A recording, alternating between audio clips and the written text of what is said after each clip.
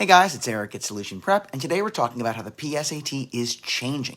This year, high schools will have from October 2nd to October 31st to administer the PSAT on whatever day or days they choose. This PSAT will be a totally digital test to align with the new digital SAT launching for American students this coming March. That means students without a special accommodation will only be able to take the PSAT on computers or tablets. Students can use their own devices, or their school or even the College Board may provide them with one, but they'll need to download the Blue Book app, which is where they'll take the test. And schools are responsible for making sure all students have that software on a device before test day. Some things about the PSAT will remain the same. There are still 2 reading and writing sections followed by 2 math sections. But instead of having a reading section followed by a writing section, the first reading and writing section will have questions of both kinds, with a combination of easy, medium, and hard questions throughout. And because the new digital PSAT and digital SAT are multi-stage adaptive tests, how a student performs on that first section will determine both their score bracket and the difficulty level of questions on their second reading and writing section. Then there's the math. Just like the reading and writing, the first section has a mix of questions and determines the score bracket and difficulty of the second. But unlike previous PSATs, calculators are allowed on both sections. They even give you one built right into the testing platform.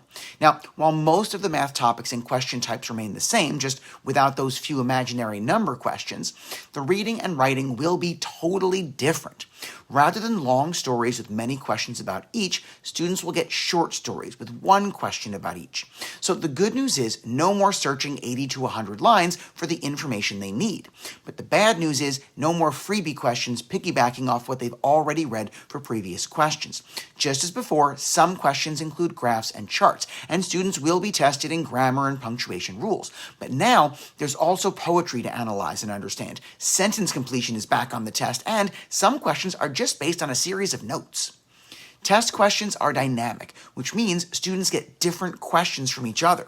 And instead of an experimental section at the end, experimental questions will be woven throughout the test. So students won't know which questions they're working on are experimental and don't actually count toward their scores. But of course, the biggest difference between every previous PSAT and this screen-based one is that students can't write on their test, can't mark up questions.